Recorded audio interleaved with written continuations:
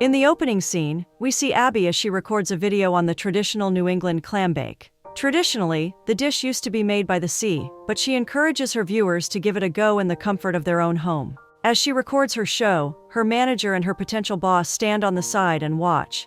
Mr. Carrington compliments Abby and her knowledge of New England's traditional dishes, thinking that she's just a girl who loves her native cuisine. Gina, her manager, and her vouch girl assure Mr. Carrington that Abby is their New England girl, given that she not only knows about the cuisine, but also how to properly set up the table. Ending her show, New England My Way, Abby joins the two, and Mr. Carrington couldn't be more impressed. Feeling bad about lying to him, she goes to tell the truth about where she's from, but Gina interrupts her only to set the deal between Carrington's company and Abby. Abby goes to her mother next, who knows well that she's a Texas girl, but Abby still asks if she can find some photos that may be convincing. Her mother laughs, reminding her that every photo of her is in the desert or with a cactus nearby.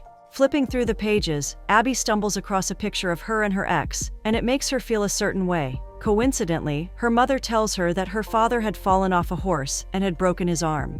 Knowing what she's about to ask her, Abby refuses to go visit her father because she thinks that it will be way too awkward between them. Abby is convinced that she'll never be good enough for her father, and even believes that he wants a son, and not her. Her mother assures her that it's not like that, but because her father needs help, Abby agrees to go to the ranch. Driving down the road, she passes the fields, and it brings her back to her childhood.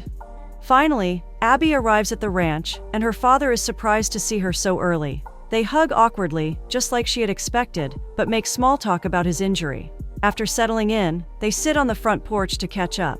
He asks about her mother, and she reveals that she'll be going to a wedding in London. He sighs, realizing what different worlds they are, but also understanding that Abby is her mother's girl. She declares she is his daughter too, before she admits to missing him. They switch the subject, so she asks whether he watches her show. It's evident that he's only seen one episode, but he makes sure to make it seem like he's seen a lot. Eventually, they get back to his injury, and she assures him that she's come to help. Not taking her seriously, he lets her know that he's hired to help and does the work for him. Just as he mentions it, a white truck pulls up in their driveway. So when Abby asks who it is, Wes smirks, claiming that she knows very well who it is. The man comes out of the truck, and it turns out to be her ex, someone who she didn't expect. He is surprised to see her as well, but when she tells him that she's come to help, he has the same reaction as her father. It frustrates her that they don't take her seriously because of what she's wearing. As if trying to get her point across isn't frustrating enough, her pretty blouse gets stuck on one of the branches in the bush behind her. She tries to hide it, but when he asks her to give him a hand, she struggles to get it out. He starts giggling and even asks whether her blouse is stuck, but she lets him know that she'll join him in 5 minutes. Trying to get out of the trap, Abby's phone rings, and it's Gina. She fills her in on the news that Carrington is requesting a full background check on her New England roots, so naturally, Abby begins to worry. However, Gina seems to be as relaxed as ever, assuring Abby that she will take care of everything. Ryan comes back to her, so she hangs up the call, desperate to untangle her blouse. Finally getting out, she heads inside to change into something more farm-appropriate. Getting out of the house, she hears Ryan and Wes talking about her, and it seems that her father Wes doesn't think that she's of use. However, Ryan sees her, so he gets him to stop talking. Once again, they judge her outfit, which is more country-esque than functional. Regardless, Abby stands her ground, so when her father asks Ryan to show her how to take care of the chicken, she reminds him that she hasn't forgotten how to. Just to be safe, Wes suggests Ryan comes with her. On their way to the chicken's coop, they discuss her business and whether it's worth investing in it. Abby claims that she's working on it, but there sure is a long way to the top. Given that her boots are more expensive than his truck, Ryan asks her to step aside so he can clean the chicken coop. Bravely, she steps in front only to remind him that she is the one who grew up on a ranch and he was a town boy. He knows she's right, but he doesn't fail to mention that he finished college for what he does. Impressed and curious, Abby asks what his parents think. He claims that his parents couldn't be happier that he's found his passion, and even reveals that they've put their cottage house on his name. Regardless of all, Abby takes the scraper and jumps into the coop to clean it. Expectedly, the chickens jump onto her boots, so she realizes that it might be easy for him to clean it. To fix the issue, he drives her into town so she can buy some appropriate farm clothing. Walking in, Abby doesn't recognize that her old friend Janet is working at the cash register, but once Janet speaks, Abby is more than excited to see her. Knowing that it will take a while, Ryan decides to step out and let the girls do their thing. As he steps out, Janet can't help but ask whether she and Ryan are back together, but Abby assures her that there's no such thing. After a while, Abby walks out with many bags in her hands, so Ryan assumes that she must be hungry. Instead of taking his suggestion of getting some burgers, she decides to make him a French omelet. Although he doesn't understand the difference between a regular and a French omelet, he does end up liking it. Seeing her try to elevate the food they're used to eating makes him question what had happened to the girl who loved tacos and takeout. In her defense, she claims to love them still. However, exploring other foods is her biggest passion. Remembering that she used to date an athlete, Ryan asks if they're still together. Given that it's old news, she lets him know that she closed that chapter a long time ago. She asks him the same, and they conclude that not only are they single, but that both of their partners have done them wrong. Wes joins them as Abby makes the second omelet. She gives it to her father and is surprised when he recognizes that the omelet is French. For the first time, she feels like her father is approving of something, and it shocks her. However, it doesn't last long as he switches the conversation back to work. After enjoying their meals, Abby and Ryan go back to the chicken coop to gather the eggs. While she packs the eggs, Ryan seems to be busy on his phone. Interestingly enough, he reveals that he's looking at her website, but seems to be confused about her background information. Abby giggles, letting him know that she has to pretend that she's from New England. Seeing that she's packed the eggs, he lets her know that she's done a great job, but she wishes her father felt the same. Abby claims that she will never make her father proud, because she isn't the son he wanted in the first place. Ryan doesn't believe that, but Wes proves it, soon as he doesn't let her drive the truck without him. Abby stands her ground when it comes to driving the truck, but soon proves that they're right, as the truck keeps shutting off. Letting it cool down, Ryan suggests they wait for a while before turning it on again. As they're waiting, Abby comments on how lonely but beautiful the town is, far different from the West. She assumes that's why he moved there, but wonders why he didn't study at Yale like her. Shaking his head, he lets her know that they're from different worlds, and even though he didn't want to say it back then, he knows it now. Another reason for him not studying at Yale is because he thinks that he wouldn't have fit in, but Abby chimes in to remind him that she went there. Regardless, he tells her to try again and the truck turns on surprisingly. Before she drives off, he receives a text and therefore asks whether they can make a stop. Without hesitation, she only asks him to lead the way, and soon they end up at his parents' old house that he's trying to sell. He hasn't had much luck with the buyers, so Abby recommends he change it up a little bit. For starters, she suggests he repaint the front porch with a bright color that will pop. Getting an idea, she asks to go inside and he assures her that it's the same as she remembers. While inside, Abby notices that the room also needs some color, so she suggests they go to a store to get some things. He takes her to the hardware store, and she gets surprised at how elevated their products are. She spots some things that would look great at the house, so she helps him borrow them from the store. Returning to the farm, they're met with a rather grumpy Wes. While they've been out having fun, one of the animals escaped, but luckily Wes had caught it. Leaving no time for jokes, Wes hands Abby a rope and asks her to feed the baby cows. Unsure how roping works, Abby stays quiet, but Ryan notices that something's up. She admits that she never learned how roping works, so he decides to show her. Grabbing the rope, he stands close behind her to demonstrate how she has to hold it. Being close to each other makes the tension between them rise, but they don't say anything. Thanking him for the demonstration, Abby heads to the cows. Seeing the baby cow makes her sad about roping it, so she picks it up in her arms and takes her. After some time, Ryan joins her to see how she's handling the job. Seeing that she's feeding the baby cow despite not knowing how to bring her to the grass, he remembers that she's always been strong-headed. Deciding to take his comment as a compliment, Abby smiles, so he takes the chance to invite her to hang out. Some of the things they borrowed from the store need to be set up, so he invites her to help and promises to make dinner. In the evening, we see him grilling the barbecue as she paints the new swing. Dinner gets done shortly, and Ryan suggests they enjoy it with some local wine. Abby is sure that there's no vineyard in their town, but he asks her to stick around so he can show her. They set up the table and enjoyed the delicious meal. However, what stands out most to Abby is the barbecue sauce, so she makes sure to mention it. Shyly, Ryan reveals that it's his recipe, and Abby can't seem to get enough of it. Jokingly, he let her know that her compliment meant a lot since she is a famous food expert. Abby giggles. She knows that he's joking, but he assures her that she's accomplished a lot. Shaking her head, she knows that it might be impressive for other people, but it's her father she wants to impress the most. Feeling bad for her, he suggests helping make Wes proud. She takes him up on the offer, and we see him up and early in the morning before her father. Ryan arrives at the ranch and sees her vividly excited for the day. Wishing her a good morning, he lets her know that there's a lot of work waiting for them between the ranch and the house, but Abby is already prepared for it. So they get to work, from working in the fields and with animals, to painting the walls and putting carpets in the house. However, the whole time they keep stealing glances at each other.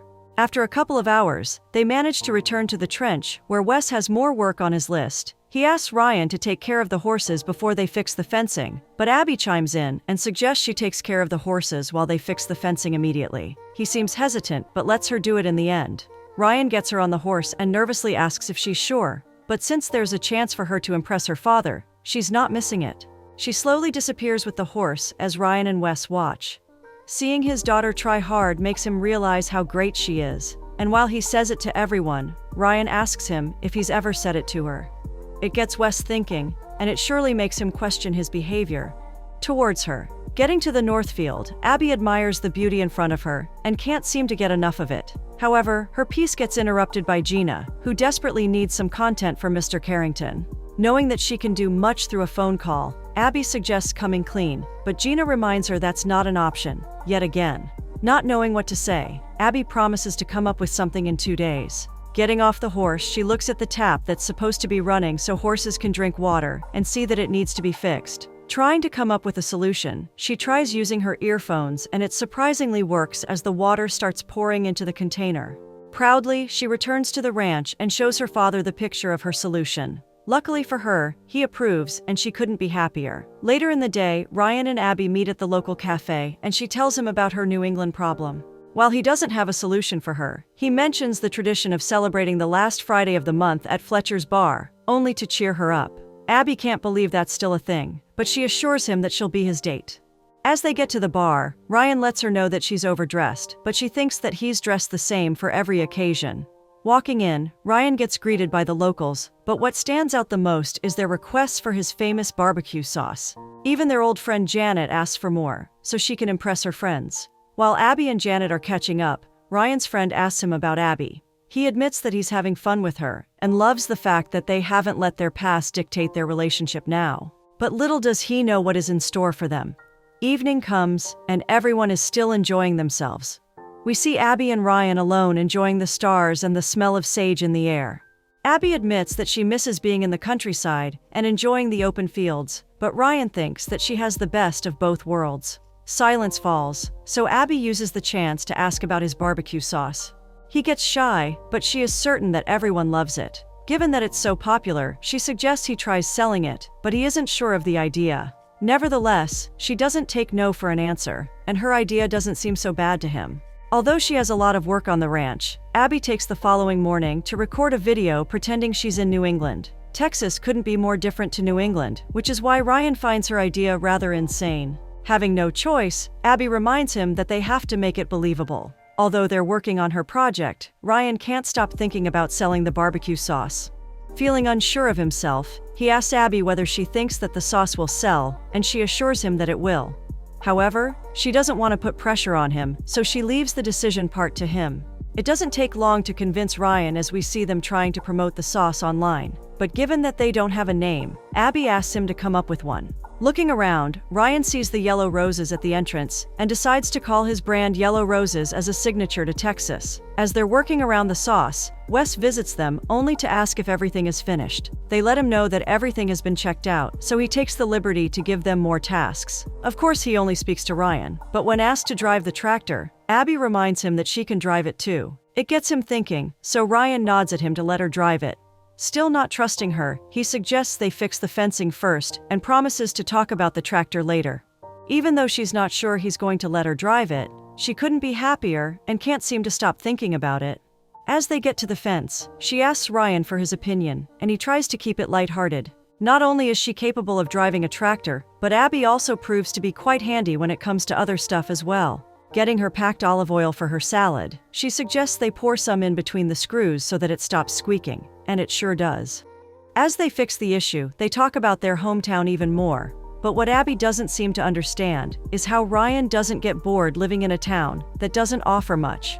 Knowing that she's wrong, he decides to show her that there's plenty of fun. He takes her to an old goat ranch that she believes to have not changed, but as they arrive at the ranch, Abby is shocked to find out that it's been renovated and expanded, making it a huge attraction. Seeing how much the place is elevated only inspires Abby to do something big as well.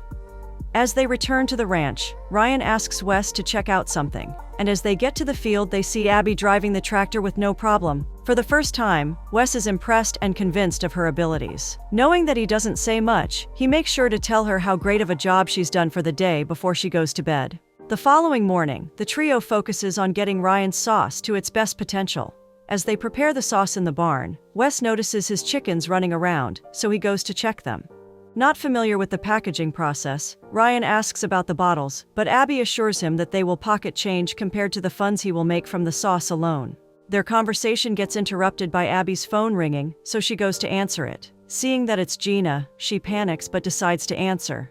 It seems that she's panicked for a reason as Gina calls with Mr. Carrington, who wants to see her on a video call. Abby freezes, so Ryan points to the American flag and reminds her to take off the apron. Abby fixes herself before turning on the camera, and Mr. Carrington couldn't be happier to see her. He asks her about her time in New England, and luckily she manages to convince him that she's there. However, Wes calls out to her to help with the chickens, and Mr. Carrington hears him. Confused because he knows that there are no chicken farms in New England, he asks what's going on, and yet again, she manages to get herself out of the situation. Promising to make more content for their New England series, Abby hangs up the call stressed. Wes is more than confused, but Abby seems too stressed to explain herself. Regardless, they go to the county fair in the evening, and we see a happy Abby at the Yellow Rose stand.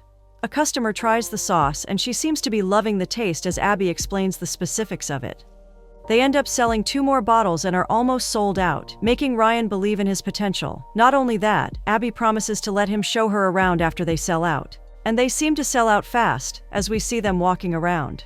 He takes the chance to thank her properly once again, but she assures him that she's just doing her job. They come across their old friend, who also expresses her gratitude towards Abby for helping her out with the decorations on the dance floor. Before she leaves, she reminds them to have a dance, or 2 if they like it. Looking at Abby, Ryan reminds her that she owes him a dance for ghosting him at prom.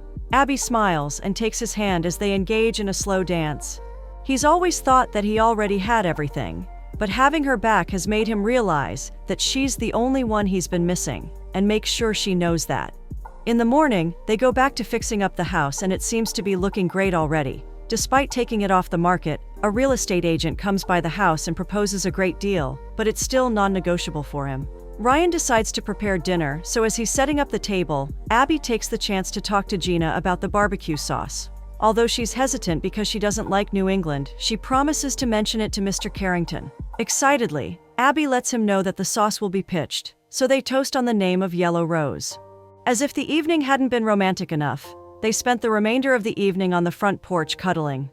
The morning takes Abby by surprise. As she gets to the ranch, she sees her father riding the horse without his casket. Not only that he tells her that he doesn't need her anymore. She feels hurt by his words, but he assures her that he doesn't need her to work for him anymore. When it comes to staying, she can stay as long as she likes. He goes back to working around the farm when Abby gets a call from Gina. While the sauce was a success with Mr. Carrington, it only made him suspicious about the relation to New England. So, Gina reveals that he had dug around and found out everything. Although they're eye trouble, Abby feels relieved that the truth is out. Gina advises her that the best thing to do will be to come back to the office so she can resolve the issue with Mr. Carrington personally. Noticing her sour face, Wes asks what's wrong, and Abby tells him that they need her back in office. They're not the only ones, however, as Ryan needs her back home. She feels like everyone needs her, but her dad. Taken aback, Wes asks her to explain, and Abby opens up about never feeling loved and appreciated by him. Instead of telling her, he takes her to his room to show how much she means to him.